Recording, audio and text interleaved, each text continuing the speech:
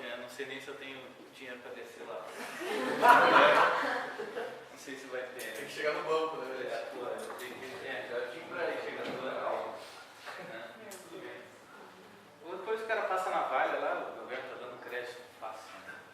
Passa na valha, tira o dinheiro e vai embora para casa. Bom, a gente vai tratar hoje aqui rapidinho dessa estrutura produtiva e de industrialização, que parece que caiu em voga de novo nesses últimos dias, nessas últimas semanas, a questão da desindustrialização no Brasil. A gente vai dar uma olhada, vamos saber se isso aí está ocorrendo, quanto que é isso aí. Vamos dar uma olhadinha na perspectiva que a gente tem para a economia brasileira.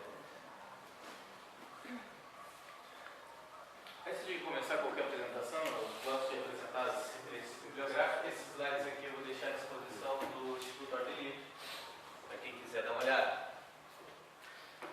Existem esses, principalmente esses dois livros aqui, do Gabson, Tempo e Dinheiro, Time and Money. Tem os slides do Instituto Mises Brasil à disposição, editados pelo Leandro Roy, que são bastante ilustrativos. E o livro Dinheiro, Crédito Bancário e Ciclos Econômicos, do professor Roberto de Soto, principalmente o capítulo 5, se trata muito desse que a gente vai falar hoje aqui. Eu até ia trazer o meu livro, desse Dinheiro, Crédito Bancário e Ciclos Econômicos, autografado pelo professor Roberto de Soto. Creio que daqui a 10 anos, depois do nome dele, o livro vai valer mais ou menos uns $10 mil. Daí eu vendo. Daí eu vendo. O capital valeu 40 mil. Foi o capital valendo 40 mil, né? Extração de mais-valia é incrível. Os opressores. As opressores, né? Vai pedir, ó, né? Marxista, dizer como é que o capital vale 40 mil, ele não vai saber explicar. Não vai saber. Pois bem, 4 pontos básicos, nossa palestrinha, uns 40 minutos. A gente vai dar uma olhada nessa estrutura produtiva, saber principalmente diferenciar o que é um crescimento econômico sustentável e insustentável. Falar do conceito de desindustrialização, apresentar alguns números, uma palestra um pouco mais prática, a primeira lá de epistemologia, de método, é um pouco mais teórica, essa aqui é um pouco mais prática. E, por final, traçar uma perspectiva sobre a nossa economia. O que a gente tem que entender é que na minha economia, a atividade de produção ela é muito semelhante às nossas atividades, até porque a economia é feita com trabalho e capital de pessoas. Então a gente tem na nossa economia, na estrutura produtiva da economia, a gente tem a obediência da lei da escassez, tem o conceito de capital, que é um conjunto de bens a ser investidos. Na verdade, esses são bens de capital. Se vocês se derem conta, o termo capital vem de caput, que vem de cabeça, que vem de exercício do pensamento. Não é à toa que vem daí o termo capitalismo. E daí a gênese. Né? Então, tudo que é relativo ao exercício do pensamento, das ideias, ligado ao empreendedorismo, está ligado ao capitalismo, o exercício do pensamento das ideias. Né? Tudo aquilo que for contra o capitalismo está sendo contra o exercício do pensamento e empreendedorismo, que nós conhecemos como socialismo. Pois bem, também outra questão que envolve a produção na economia são as preferências temporais. Então, a gente consome agora ou poupa para o futuro. Eu só vou renunciar ao consumo imediato se eu pretendo conquistar algo de maior valor no futuro. Tá? Entre o hoje e o amanhã. A produção ela ocorre em etapas. O que quer dizer isso? Necessidade de tempo e de recursos. Ora, o presunto que estava hoje no café da manhã, e vocês, onde é que ele estava antes? Estava no frigorífico, né? No supermercado. E antes do supermercado estava no frigorífico.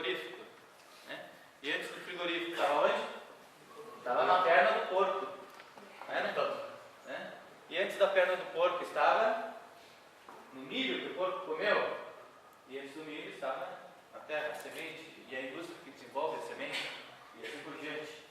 Né? Então nós vemos que para os presuntos chegar até a mesa existe uma série de etapas de produção. Sabe? E ao mesmo tempo que o presunto que vocês comeram hoje de manhã, um porco está engordando lá na fazenda. Então nós temos duas representações nas etapas de produção, diacrônico e sincrônico, ao mesmo tempo, né, e em etapas. Está acontecendo a produção na nossa economia. E o conceito de industrialização, né? O que é, em verdade, essa industrialização? A gente também vai trabalhar um pouco esse conceito aí. Pois bem, sobre a estrutura produtiva, né, essa concepção austríaca do capital é uma representação conhecida como triângulo hayekiano. A ideia inicial foi concebida por Menger, depois passou por Baumgartner e, por último, por Haeckel. Vocês vão lá olhar lá nos livros, vocês vão ver que o Baumgartner diz que tem a concepção de mosca-alvo e o Hayek concebeu uma estrutura acrescentando o tempo nesse conceito. Então, dá essa ideia do triângulo hayekiano que a produção, até chegar ao consumo final, passa por determinadas etapas intermediárias de produção. Certo? Essa é a concepção da teoria da estrutura produtiva ou estrutura do capital pela teoria austríaca. Bom, dentro dessa concepção, a gente tem mais ou menos umas 5 premissas, né, que tem a ação humana, né, como conjunto de etapas, tem a preferência temporal, que eu falei para vocês, né, consumo presente ou futuro, tem a alocação intertemporal de recursos ao longo dessas etapas de produção, a questão dos juros, né, que é a relação da preferência temporal que coordenam as ações de investimento. O que isso significa?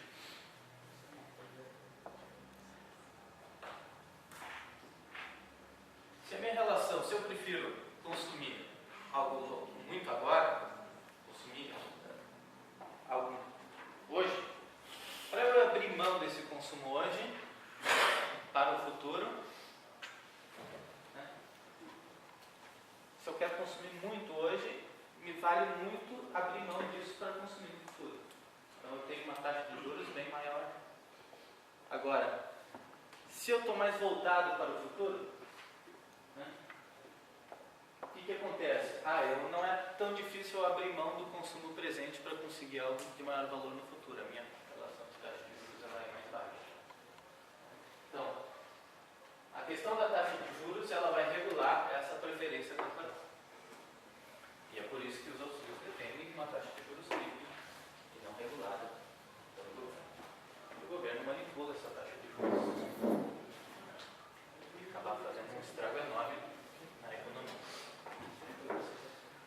E outra premissa que são os bens de capital heterogêneos.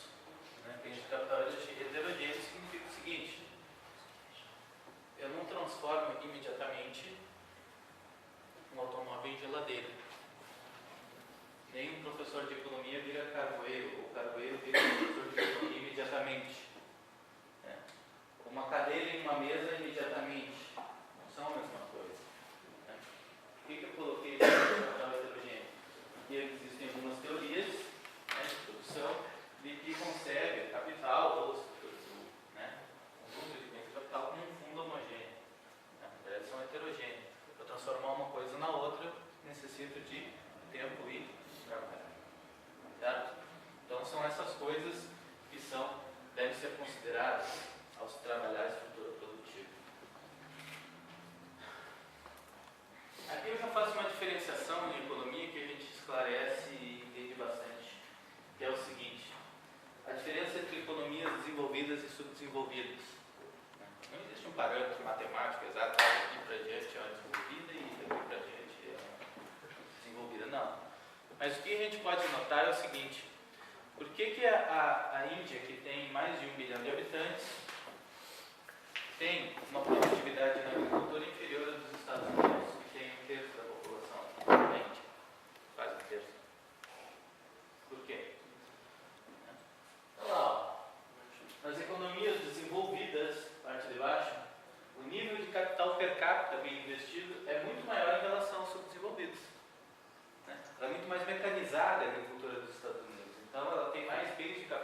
trabalhadora do que lá na Índia, que é muito mais intensiva em trabalho. Com isso, a produtividade da economia é maior.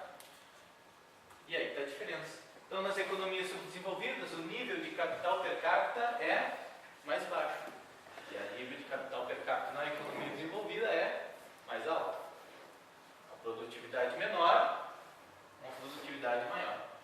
Além disso, essas economias subdesenvolvidas, elas têm uma estrutura produtiva mais curta, mais encurtada, que eu vou dizer para vocês aqui. Essas etapas de produção numa economia mais desenvolvida, ela é mais larga. Numa economia subdesenvolvida, ela é mais curta. Então, isso também é caracterizado como as diferenças entre as economias. E antes da gente passar para o crescimento sustentável e insustentável, aqui é um ponto importantíssimo para a gente entender depois o fenômeno da desindustrialização.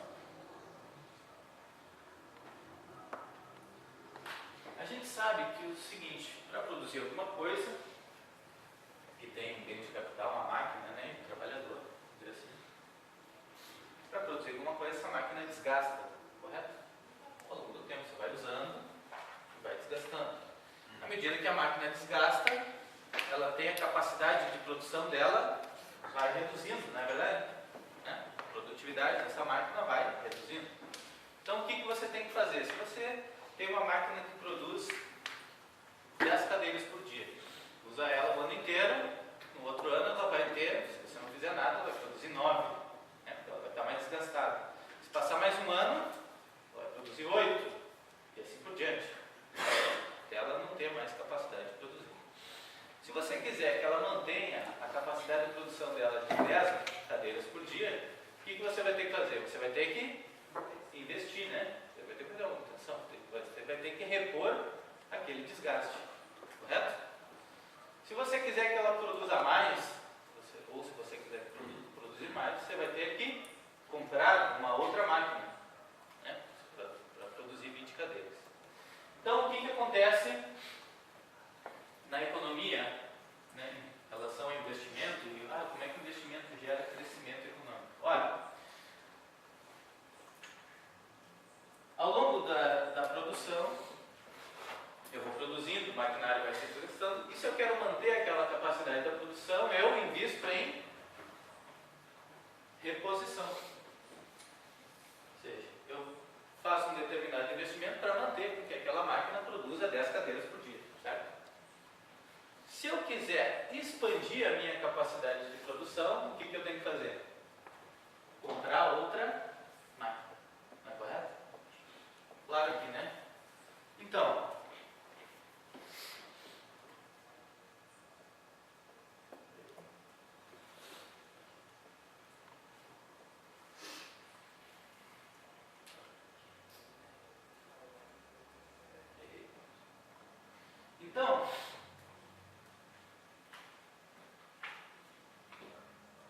para eu expandir a minha capacidade de produção, eu tenho que fazer determinado investimento. Só que, de onde é que vem esse recurso? Onde é que vem essa grana do investimento? Da poupança. E a poupança é o não consumo. Ou seja, eu tenho que abster do consumo presente para poder investir, ganhar capacidade e aumentar a minha produção no futuro. Por isso que eu invisto. Eu invisto porque eu poupo e não o contrário. Ok? Pois bem, a gente começa então a entrar, a partir desses conceitos iniciais, a entender o que é o crescimento econômico sustentável. A gente pensa assim, mas a economia está crescendo, o que é a economia que está crescendo? A economia que está crescendo é uma economia que está produzindo mais serviços em relação ao ano anterior, correto? Isso que significa. Mas a gente pode ter uma economia que cresce de forma sustentada ou não sustentada. O que isso significa? Olha, como é que é essa economia sustentável ou uma economia mais capital intensiva ou um processo de industrialização? Ora, a minha economia vai crescer quando eu deixo de consumir e invisto mais. Uma relação. A gente tem que ser obediente à lei de escassez. É o primeiro fundamento da economia, né? A lei de escassez. Se eu quero investir, eu tenho que poupar. É que nem eu digo, a gente não pode fazer um bolo e beber o leite ao mesmo tempo. Se eu quero fazer um bolo, eu não bebo leite. Um copo de leite lá para fazer o bolo. Se eu bebo bolo, se eu bebo leite, eu estou consumindo. Consumindo, não estou poupando. Não vou poder fazer o bolo. Agora, se eu poupo o leite, não bebo, eu faço o bolo. Então, o que acontece? Crescimento sustentável é essa parte de que eu não bebo leite para fazer o bolo. Então, eu abro mão de consumo presente para ter algo de maior valor no futuro. Então, quais são esses efeitos que acontecem ao longo da economia por conta dessa poupança voluntária que as pessoas fazem? Ora, a gente tem 3 efeitos. Começa a ter uma disparidade maior de lucros entre as etapas produtivas. Essas etapas aqui, mais afastadas do consumo final, começam a ser mais lucrativas. E os investimentos tendem a ir para etapas mais distantes do consumo final, etapas intermediárias de produção. A segunda é a diminuição da taxa de juros. Ora, é aquilo que eu falei para vocês. Se as pessoas, nós estamos dispostos a poupar mais, né? O que significa o que acontece com a relação intertemporal, essa taxa natural de juros? Ela cai, diminui. E quando ela diminui, o que acontece com a economia? Tende a puxar esses capitais aqui, tem investimentos para essas etapas intermediárias. E o terceiro efeito é o que nós chamamos de efeito Ricardo. Esse aqui eu peço atenção especial para vocês. Efeito Ricardo é proveniente das primeiras considerações feitas por David Ricardo, lá em 1800 alguma coisa, né? E foi resgatado por Hayek. E esse efeito Ricardo é muito simples, ele diz o seguinte: ora, se a economia é mais produtiva, né, o que acontece nela? Ela tem uma maior oferta de bens e serviços, na verdade. Se eu tenho uma maior oferta de bens e serviços na economia, qual é a tendência dos preços desses bens? Se reduz. Então eu tenho o primeiro efeito, que os preços tendem a cair por uma maior oferta, que foi originada de uma maior produtividade. Por outro lado, se eu tenho uma economia mais produtiva, qual é a tendência do salário? Subir. Por que subir? Porque cada trabalhador, se a economia é mais intensiva em capital, cada trabalhador é mais produtivo, produz mais riqueza, não é verdade? Então o salário dele, a renda dele tende a aumentar. Então eu tenho um efeito, por um lado os preços das coisas ficam mais baratos e o poder aquisitivo aumenta. Então eu tenho um ganho real, ou tenho um aumento de salário real. Certo? Então a união desses 3 efeitos começa a produzir o quê? Uma estrutura mais capital intensiva, ou processo de crescimento econômico sustentável que Ricardo concebeu. Então o homem descobriu até isso aqui. Até aqui é o modelo mais sustentável de crescimento econômico que a gente consegue conceber. Certo? Esse é o modelo de crescimento sustentável. Já o modelo insustentável, ou a economia menos capital intensiva, ou o processo de desindustrialização, ele acontece o contrário. Por quê? Porque tudo começa quando o nosso adorável governo faz o quê? Propicia uma expansão monetária. Aumenta o volume de dinheiro e crédito da economia, que dá essa falsa sensação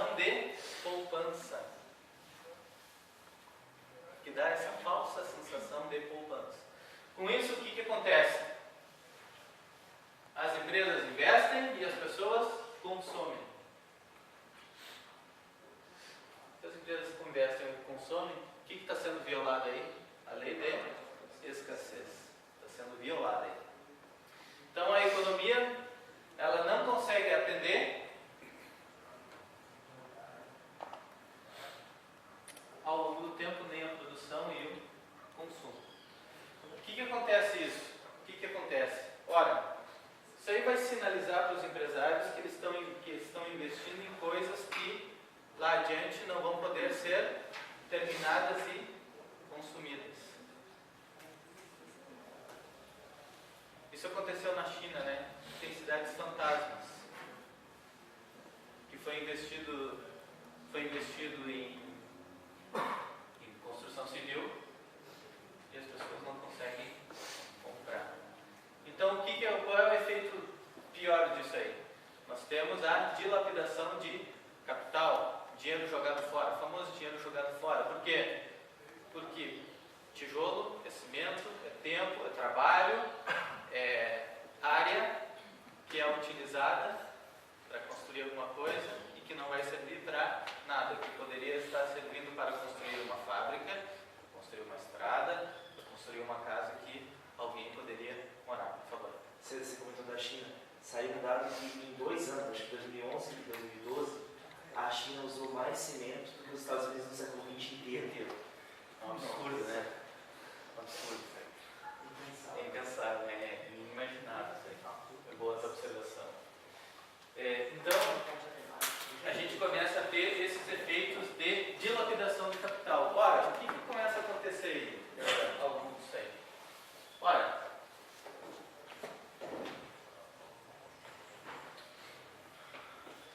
se a minha economia começa a ter dilapidação de capital, significa colocar dinheiro fora ou produzir coisas que não vão servir para nada, a minha capacidade de produção ela começa a diminuir. Não é verdade? Se ela começa a diminuir, o que acontece? Qual é a tendência da oferta de bens e serviços se eu começo a produzir ou ter uma tendência de produção menor? A oferta de bens e serviços começa a diminuir, eu tenho menos oferta de bens e serviços.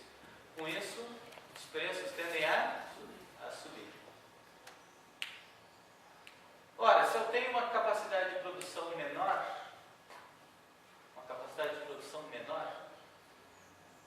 qual é a produtividade por trabalhador? Ela não vai cair também?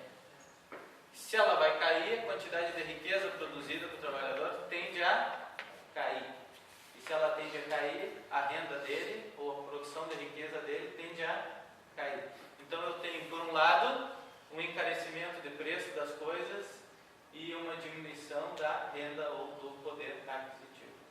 Então eu tenho aqui um efeito Ricardo ao reverso, ou efeito ao contrário. Então isso trata de um crescimento econômico insustentável. Ah, mas a economia está produzindo mais o bem de serviço. É que nem eu digo assim, como é que a gente vai entender isso? Que nem o cara aquele que era bem de vida, né? Fazia academia, estava gordinho, né? Bem de vida, bem de saúde. E aí ele perde emprego, aí para manter a aparência ele vende uma TV de dentro de casa, para comer bem, na academia, sair na balada. Aí depois ele vende um tapete, vende um sofá, vende a cama, vende, né? Departamento. Depois não tem mais bem, tu vai na casa do cara, lá o cara não tem nada em casa, mas na rua ele está com uma aparência muito boa. Essa é uma analogia que a gente pode fazer mais ou menos. Então até parece lá que a economia está produzindo mais bem se está, mas ela está se deteriorando para fazer essas coisas. Professor, Sim. e no caso, se esse investimento por parte dos empresários, digamos assim, for feito com financiamento, não é pior ainda? Se tu investe com financiamento e tu ainda aumenta o crédito com financiamento. Isso. Ao longo do tempo tu vai começar a ter uma taxa de juros real mais alta. E aí é aí que se depreda capital, porque tu tira o financiamento, começa a fazer o empreendimento e ao longo desse tempo aí, o que acontece? Tu vai necessitar mais de capital e o capital fica mais caro até um ponto que a viabilidade econômica começa a cair, começa a bater zero e começa a ser negativa. Quando ela for negativa, tu suspende o negócio e para a obra pela metade. Então você falou de você investe porque você poupou, né? Isso. Não o contrário. Não o contrário. Ponto que eu tô investindo. Exato. Que é isso que Então, acontece com esse Exatamente. Se é a falsa poupança. Não, falsa poupança, é aquela falsa sensação. Exato. Você liberou dinheiro, mas não liberou recursos reais, bens, serviços, trabalhadores. Não liberou. Então você tem, acaba acontecendo isso aí. Então o que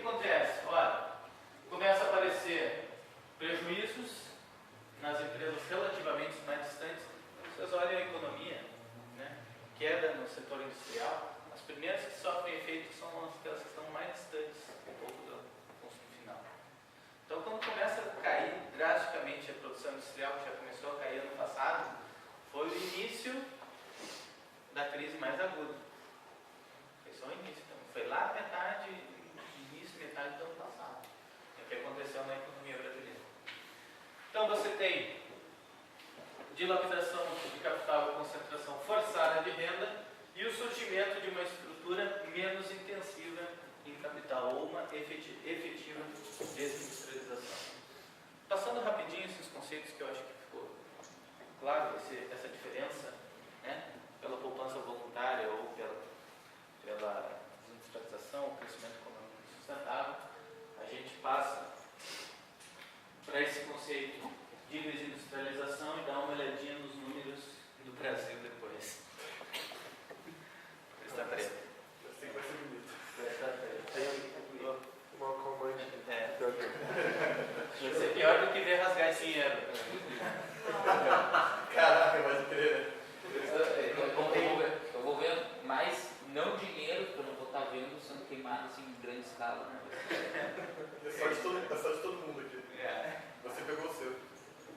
Então, essa questão da desindustrialização, que é um conceito que, no entendimento tradicional, é a participação da indústria no PIB, Produto Interno Bruto, que eu tenho minhas sagradas restrições contra esse indicador. Mas, uma linguagem que comumente é usada, a gente vai tratar dessa maneira. Então, chega lá, tem mais participação da indústria no PIB, está industrializando, está caindo a participação da indústria no PIB e está desindustrializando. A gente vai ver que essa visão eu acho um pouco não, muito incompleta. Né? Porque se a gente dá uma olhadinha lá no dicionário ou no conceito de indústria, né? Indústria significa transformação. Padaria é uma indústria. Não, uma simples padaria é uma indústria. Faz uma transformação. Então, quando você conjuga capital e trabalho, né, bens de capital, máquinas e trabalho para transformar a matéria-prima em bens de produção e consumo, isso é indústria. Você tem, tradicionalmente, vai ser entre os setores da economia, agricultura, indústria e serviços. Não é verdade? Então, a gente tem aquela classificação, né, um parque industrial, a montadora de automóveis, indústria. Considerada uma indústria. E a partir desse conceito de indústria, a gente pode compreender mais ou menos indústria. Então, mais industrial, né? Uma economia mais industrial é aquela que tem mais conjugação de capital e trabalho para transformar essa matéria-prima. Então, ela é uma economia mais capital intensiva, tem mais produtividade do trabalho, tem mais produção por unidade de tempo. Ela é mais produtiva, né? Mais industrializada. A economia americana é mais industrializada. A economia alemã é mais industrializada. A japonesa é mais industrializada. Tem esse componente, né? Mais capital para o trabalhador. Onde é que ela é menos industrial? Ela tem menos essa conjugação de capital e trabalho, né? Então ela é menos capital intensiva. Ela tem uma menor produtividade de trabalho, ela produz menos coisas por unidade de tempo. Certo? Então isso ela significa ser menos industrial. Por isso, Tem uma relação entre quantidade de etapas e industrialização? Não tem. A gente, é que, na verdade, essa questão das etapas ela é uma abstração, é difícil, porque ao mesmo tempo que você tem uma montadora que chega o aço e o aço precisa do carvão, né? E o carvão é o trabalhador que vai estar lá na mineração.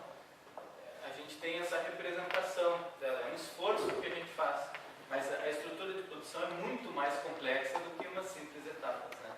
Tem muito mais ligação entre os setores do que uma certa linearidade. É mais difícil. Mas não existe uma regra de 1, 2, 3, 4, 5 etapas. É uma representação para dar um entendimento de etapas. É isso que então aí, a partir disso, a gente pode entender ou dividir as economias em relação a ser mais ou menos capital intensivo ou ser uma economia desenvolvida ou subdesenvolvida, né, com alto ou baixo nível de capital. Então, a gente acaba chegando em 4 combinações, na verdade. Então, uma economia desenvolvida que está caindo o seu nível de capital intensivismo é uma economia desenvolvida, mas que está desindustrializando. Uma economia subdesenvolvida que está caindo o seu nível de capital intensivismo é uma economia subdesenvolvida que está desindustrializando. Onde é que fica esse aí? Põe em casa. Casa. Dica! Sediou a última Copa do Mundo. Sediou a última Copa do Mundo. Aqui, ó.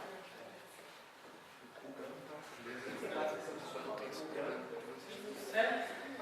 E aqui, uma economia que tem um nível alto e tem um capital intensivo que está crescendo, é uma economia desenvolvida que está industrializando, né? E uma economia subdesenvolvida que está industrializando no quadrante que falta. Pois bem, aqui a porta começa a torcer o rabo. Eu vou mostrar para vocês primeiro uma visão da desindustrialização, levando em consideração o PIB, e depois a gente vai dar uma olhada com a restrição do PIB pelo senhor Rothbard, que fez ataques interessantes a essa medida, e a gente vai ver que as coisas estão muito piores que isso aí. Pela ótica ou pela comparação com o PIB, a desindustrialização do Brasil, ela segue esse princípio do professor Gianetti. O professor Gianetti diz o seguinte: olha, mais ou menos o Estado brasileiro arrecada em tributação 38% do PIB. Apresenta um déficit nominal de 1,5% a 2% e investe menos de 2%. O que ele quer dizer com isso? Tudo que ele arrecada, ele consome, e o que, se ele se endivida, ele diz que investe. Esse é o raciocínio, correto? Esse é o raciocínio. Então,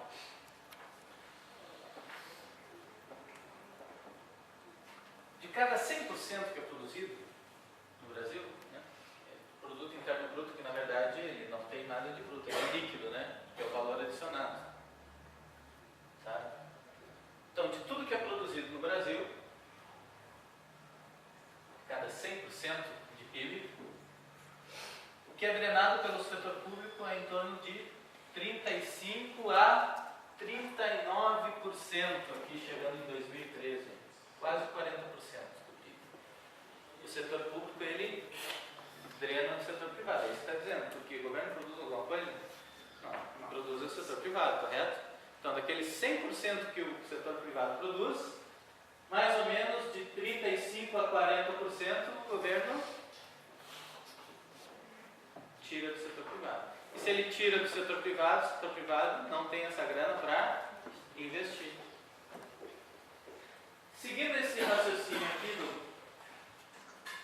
do professor Gianetti,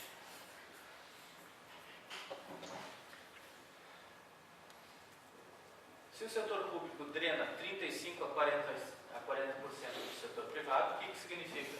De tudo aquilo que se produz, 40% é tomado, quanto que sobrou para consumir e para poupar no setor privado? O restante, né? De mais ou menos 65% a 60% de tudo que é produzido aí, não é verdade? Tá? Bom, então, mais ou menos uns 60% a 65% nós temos um dilema. Ou consome ou poupa. Não é verdade? Se nós queremos crescer, nós temos que poupar. Poupar para investir, investir para crescer. Pois bem, quanto está sendo o consumo das famílias? Mais ou menos uns 62, 61, 62%.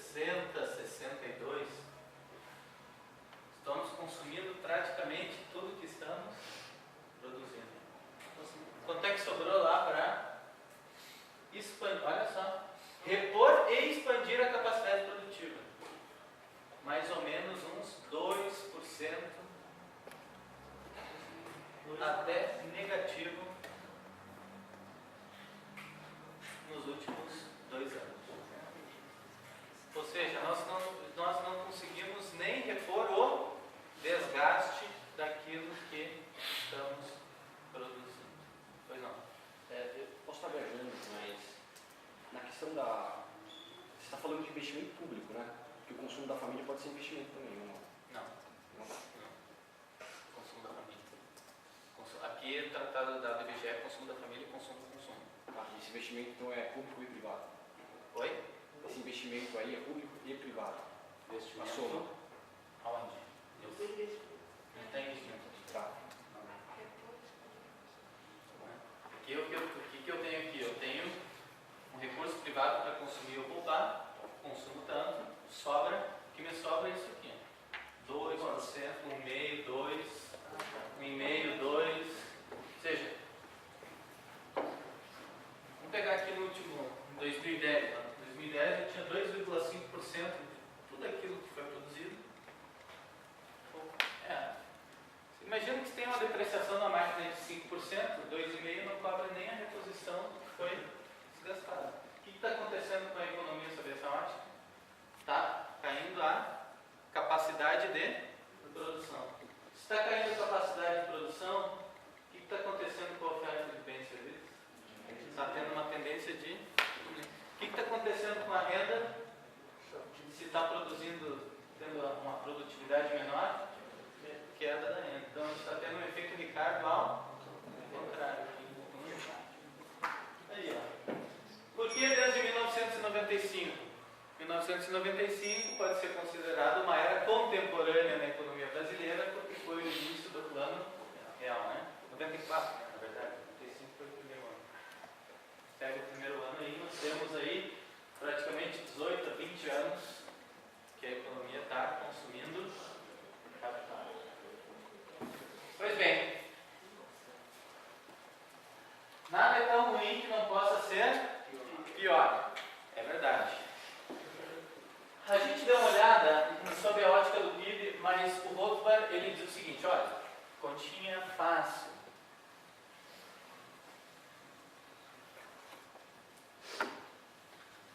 Carla aqui é produtora de trigo, certo?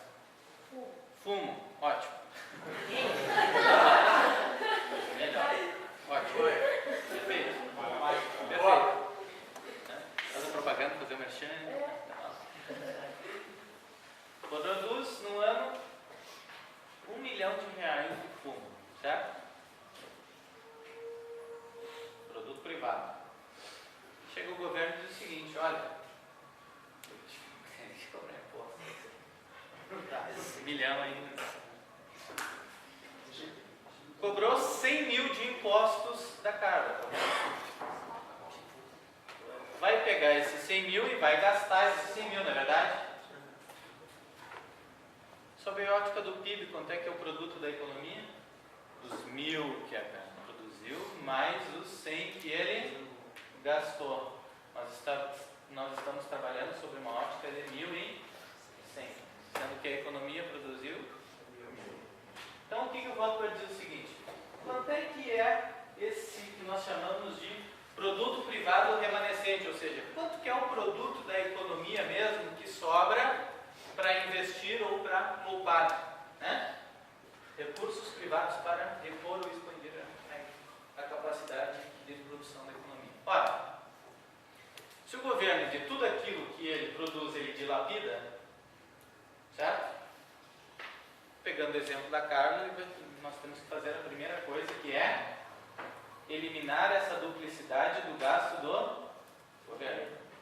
Então, dos 1 milhão que o produto produziu, que deu depois com os impostos 1 milhão e 100 mil, nós tiramos esse 1 milhão que o governo gastou. Então, nós temos 1 milhão. Só que o governo, ele dilapida tudo que ele arrecada. Então, ele consumiu quanto da carga? 100 mil, né? Então, sobrou para o setor privado da Carla para consumir ou poupar? 1 milhão menos 100 mil. Quanto ficou? 900. Então, 900 mil é o que sobrou para o setor privado consumir e poupar. Concorda comigo? Beleza? Então, se a gente seguir esse raciocínio, a gente vai encontrar que um negócio chamado valor adicionado. Por quê? Porque quando você vai encontrar o cálculo do PIB, você faz o cálculo do valor adicionado, que a economia realmente adicionou de valor na sua produção, mais os impostos sobre produtos. Então, quando você tira os impostos, você encontra o valor adicionado. Então, a sua base está menor, ou seja, está mais realista. Ou seja, de tudo aquilo que a economia produz de fato, não é o PIB, é o valor adicionado, tanto que o governo drena, recurso drenado pelo setor público, tanto como impostos como endividamento. Ah, mas endividamento? Claro, que no momento em que o governo se endivida, é um recurso que o setor privado deixa de investir no próprio setor privado e compra títulos de dívida. Esse recurso é drenado. Então, de cada 100% de valor adicionado, o governo drena, começou mais ou menos uns 40%, lá em 1995, passou da lavada dos 40%, estamos mais ou menos em 45%, 46%. Ou seja, de tudo que a economia produz de valor, mais de 40% o governo toma. Consequentemente, diga. Então, assim, para saber o valor, se a gente saber o valor nominal disso, desse dreno do setor público, é só saber olhar o valor do orçamento. Ele é imposto mais endividamento. É o que ele drena. É isso aí. Então, quanto que sobrou para consumir ou poupar? Do valor adicionado. 59, 60, 58, 54, uma festa aqui, começando a cair. Por quê? Porque o governo está drenando mais. Está sobrando menos. Quanto que as famílias estão consumindo desse valor? Mais do que sobrou. Como é que isso pode acontecer? Está consumindo estoque do que foi produzido no passado. Mas aí, se fosse 0 a 0 cada início de ano, não ia ter como acontecer isso, né? Se fosse a 0 a 0 cada início de ano, só poderia consumir exatamente até aqui. Mas como tem coisas que já foram produzidas, nós estamos consumindo o passado, que ficou do passado. Consequentemente, recurso privado para repor ou expandir a capacidade produtiva, olha só que estrago aqui. Negativo. Sobre o valor adicionado. Mais de 10%. 10, 15, 12, 14, 19, 20. Essa deterioração a partir de 2010 ela é notória. Né? Notória.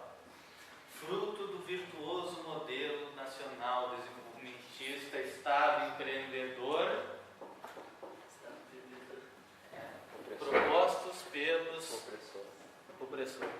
propostos pelos jurássicos e reconhecidos economistas Delfim Neto e Luiz Gonzaga Beluso, Sarney de Economia, conselheiro econômico da presidenta. Né? Fundar o país. É isso aí que está acontecendo. Pois bem,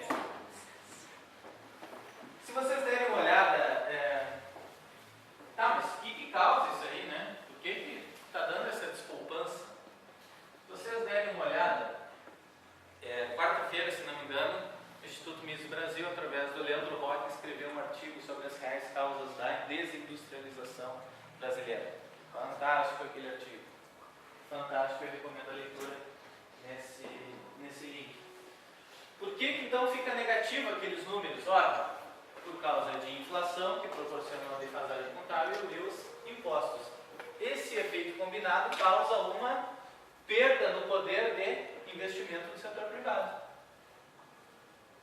Certo? Se você der uma olhada lá, ele coloca mais ou menos o seguinte, olha, vamos pensar em dois cenários para uma empresa. Um com inflação zero, uma empresa tem uma receita de 1 bilhão, custos históricos de 850 milhões, um lucro de 150, imposto de renda de 52, um lucro líquido de 97. Aqui, aumento nos custos no ano seguinte por causa da inflação. Não tem inflação. Os custos dele não aumentou. A fatia do lucro líquido para ser utilizada para bancar esse aumento de custos no ano seguinte, por causa da inflação. Não tem. Quanto que sobrou o capital disponível para futuros investimentos? Daquele 1 bilhão lá, reduziu tudo, sobrou 97,5. Uma situação hipotética, correto? Inflação zero, de 1 bilhão, sobrou 97. Só uma perguntinha, no cenário ideal de deflação, de constante baixa de preço, poderia se dizer que a taxa de investimento no cenário ideal poderia ser ainda maior, porque se tivesse deflação de preço, poderia, em termos de poder de compra, investir mais aí. Sim. Seria Sim. Só que daí acontece o seguinte, né? Eu boto a inflação por causa disso aqui, ó. Com inflação zero, o lucro líquido é 97,2. O lucro líquido nominal vem para 292. Então dá uma aparência para o acionista de que a empresa está lucrando mais. Mas a gente vê aqui nesse cenário, com 30% de inflação, a empresa tem a receita de 1,3 bilhões, custos de 850. Por que o mesmo custo? Porque sempre é computado o custo histórico, passado, né? Então o efeito da inflação se reflete no registro desse custo. Um lucro nominal de 450 milhões, imposto de renda acaba sendo maior, né? Porque antes lucrava 150 e tinha o imposto de 52. Com a inflação, tem um lucro nominal maior, imposto maior. Tem um lucro de 292. Só que, com o aumento de custo nos anos seguintes por causa da inflação, aumentou. Então, uma fatia desses lucros, você vai ter que cobrir esse aumento de custos. Correto? Então, quanto que sobrou de capital disponível para novos investimentos? Os 292 menos os 255. 37,50. Então, lá no cenário de inflação zero, você tinha 97 milhões. Com 30% de inflação, caiu para 37,5. Está aí, ó. Impostos e inflação. Reduz a capacidade de investimento do setor privado. É por isso que aqueles números deram negativo. Com isso, o que a gente consegue ver daqui para diante? Um sorriso? Eu não. Eu sou taxado até de pessimista, né? Profeta do Apocalipse. Mas não é verdade. A gente tem que ser realista, né? A gente tem que ser realista. Então, diante de tudo isso, a gente concebe essa estrutura da economia que obedece escolhas e etapas, né? Que o crescimento econômico sustentável somente pode ser obtido com poupança voluntária, em obediência a essa lei da escassez. A gente não consegue fugir dessa lei da escassez. Que a industrialização propicia a nossa prosperidade, né? Conjugação de capital e trabalho, e que o Brasil, na verdade, está desindustrializando. E agora as palmas, né? Preciso reverter somente medidas liberais podem fazer. Que medidas liberais são essas? Você não precisa de Estado, não precisa de impostos, né? Você não precisa de impostos, não tem nem inflação, né? Monetária. Retoma toda a capacidade de investimento. É necessário retomar essa capacidade de investimento, né? Então, a coisa não está tão ruim, né, que não possa piorar. Ou seja, além de estarmos ruim, não existe perspectiva de que isso vá se reverter. Se acontecer alguma melhoria, é muito mais por necessidade do que por convicção ideológica ou política. Quanto tempo a gente tem para sair do país? Olha, 5 anos. eu recomendo a primeira etapa fazer uma carteirinha de Bitcoin, né? Né? Bota uns dólares na cueca, pega o passaporte e vai. Né? E lá troca pelo dinheiro. Eu quero que o Bitcoin não é dinheiro. É o meio de pagamento. Não é o mesmo. É o meio de pagamento. É o meio de pagamento. Isso aí.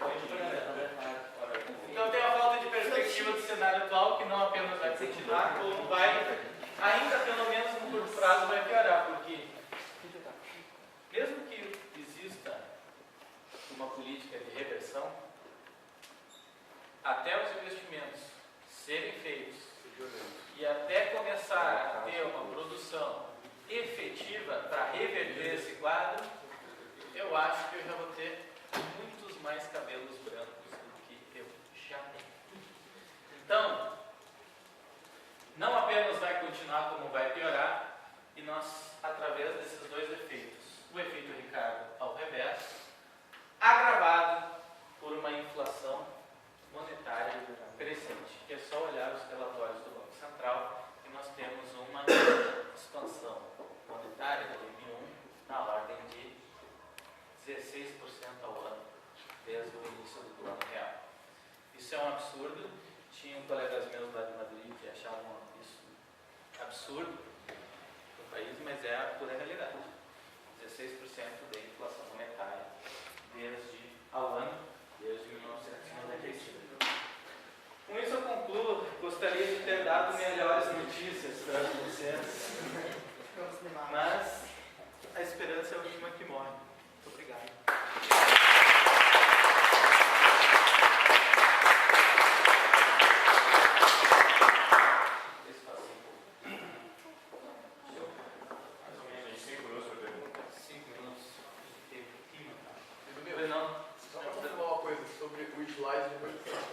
Deixa à disposição no ordem livre. Aqui vai ser legal para dar uma lida. Legal. Fechou.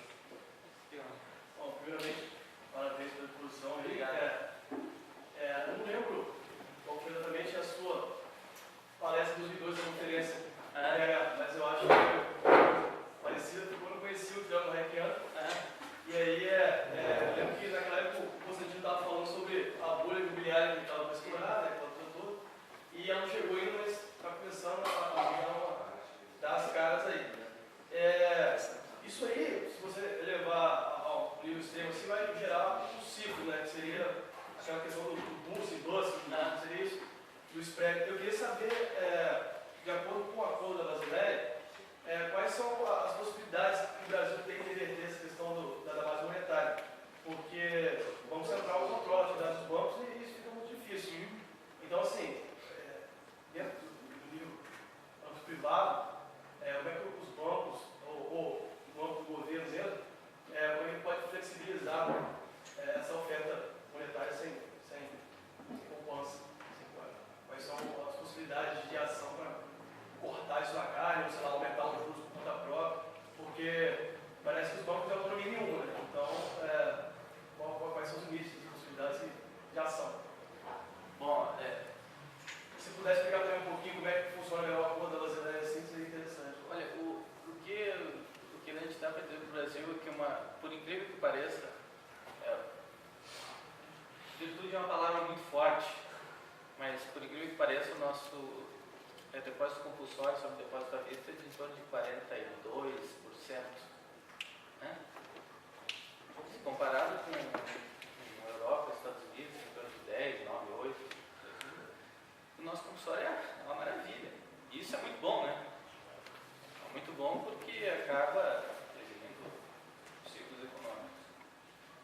E foi esse nível de conservadorismo em relação ao sistema financeiro nacional, sobre esse compulsório de depósito à vista, que é o que talvez não tenham acontecido efeitos mais devastadores durante a crise.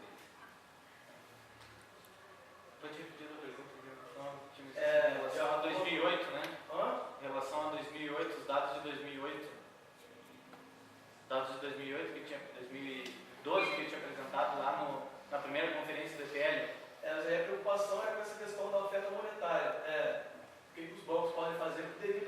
Basileia que permite que ele faça esses spreads de dinheiro aí que multiplique infinitamente sem ter a poupança.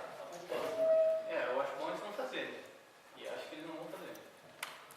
Não vão fazer, porque por mais que resolva expandir o crédito, o consumo da família está esgotado. Na verdade, o governo não vai pegar imposto. Vai se endividar mais só com o aumento de taxa de juros. Então, eu não vejo algo que possa ser feito agora, no imediato, que seja o governo que ganhe, para ter alguma alternativa que possa fazer esse cenário melhorar. Eu acho que não tem muito o que ser feito. Eu acho que eu não consigo enxergar algo ali que possa ser feito nesse sentido. Mas aí o que seria pior? Por exemplo, vai estar flexibilizar a taxa de juros e criar um princípio de exceção assim? O melhor é que, se você vamos chegar a dizer assim, uma atitude radical. Chega assim, vamos liberar a taxa de juros. Né? Esse era o debate que tinha o Fernando hoje com o Adolfo Saxida no Banco Central lá em Brasília, que deu no Banco Central. E aí, tá falando, sobe a taxa de juros, cai a taxa de juros, sobe a taxa de juros. E o Fernando chegou e disse, não, o ideal é liberar a taxa de juros. Só que se ela fosse liberalizada, né, fosse livre, ela subiria. Ia mostrar a realidade e ela ia subir. Né? Então, o que o governo está fazendo é acabar de forma controlada subindo essa taxa de juros. E ela vai continuar subindo. Ela vai continuar subindo. Não tem muito o que ser feito, não. Está de mãos atadas. Qual é o papel do investimento externo nessa crise? Da Brasil Capital ele ajuda a controlar um pouco? Sim. Porque quando você tem investimento, a poupança externa que entra. Né? Olha, não tem capacidade de que nem você chegar ao seguinte, você começa a sua vida lá, né? Casou, juntou a escova de dente lá, começou uma nova vida, né? Arrumou um emprego lá, né? Gasta tudo o salário, sai com a noiva, né? Leva da fora, tudo, né? Compra mantimento para casa, paga o aluguel, paga o condomínio e acabou o dinheiro. Né? Aí você tem uma ideia do negócio, né? Quer expandir, não sobra o dinheiro do seu salário e você vai, patrocínio, né? Capital estrangeiro direto, né? Investimento estrangeiro direto, patrocínio, né? É poupança externa, né? Seu pai lá poupou, uma grana lá, vai colocar para você. Tem dados sobre isso? Qual foi o impacto disso? Quantidade, se foi suficiente para todo mundo? Tem dados, mas eu não tenho esses dados. De cabeça não tem. Mas é só, tipo, a questão de, por exemplo, no Brasil, principalmente, economia e política são muito conjuntas, é difícil, é dificuldade de separar. E o Banco Central ele é muito preso ao que o presidente brasileiro decide, ele tem aquela autonomia de ação. A gente já viu como que o atual governo entende como deve agir, os gurus econômicos deles agem em relação ao Banco Central, toda essa postura. Agora eu parto meio para o campo da política mesmo, como professor vejo, vai concordar comigo, que um candidato que tem se apresentado como pode retirar o atual governo é o Aécio Neves, o candidato da Rosa Marina, não sei se vai ter força para isso. Os gurus econômicos, pelo que se diz no mercado, os gurus econômicos do Aécio, o establishment econômico dele, até que ponto eles teriam uma coragem de tomar as medidas impopulares no combate disso? Pelo que você pensa, os nomes que estão lá, que vão estar com ele caso ele seja eleito, você acredita que vai ter coragem de tomar essas medidas mais impopulares, por exemplo, cortar a pressão, de parar de aumentar o consumo? Sim, no caso do próprio Aécio Neves, um nome mais forte cogitado que se tem em boato é o Gustavo Franco, o economista Gustavo Franco. Né? Em relação à equipe econômica atual, ele tem muito mais cacife, tem muito mais conhecimento, tem uma posição bem mais de austeridade, né? De controle de déficit fiscal e inflacionário. Também é um cara que entende muito mais de economia, né? E ele já teve experiência desse cacife que foi na própria implementação do Plano Real. Tem um livro escrito pelo Guilherme Fiuza, 3.000 dias no bunker, né? Que conta todos esses bastidores do Plano Real, onde o Gustavo Franco estava bem presente. Então, se não for ele, tem essa linha, né, dentro dos possíveis, dentro desses possíveis economistas da equipe econômica. Então, se tiver coragem, não tiver coragem, é uma coisa que realmente eu não sei o que dizer. Mas que tende a puxar o cinto de uma forma com mais convicção, isso sem dúvida. É um dilema. Mas qual que é a mentalidade do político? Se manter no poderio forte. Só que ele tem 4 anos. Né? E essas reformas assim, de liberalização, de controle de gasto, muitas vezes não geram resultado em 4 anos. Aí fica aquele negócio, aquele dilema do cara. Eu tomo essas medidas porque eu sei que vai ter um resultado no futuro, eu vou ser lembrado, vou pisar, tiver a minha coragem de compostura fiscal, esse tipo de coisa, mas ele sabe que vai ser eleito. Em um momento vai doer no bolso brasileiro, o brasileiro vai fazer aquela integração simples e tira ele e volta para lá. O que eu acredito que vai acontecer é que é socialismo, como é que é PT, PSDB, PSB, é tudo no mesmo lado, alguma coisinha mais moderada ou não. Né? É a única diferença disso aí. A única coisa que tem. Agora, eu acredito que se vier alguma reforma é muito mais por necessidade do que por convicção. Claro. É isso aí. Estou me fazendo sinal lá. Obrigado a vocês mais uma vez.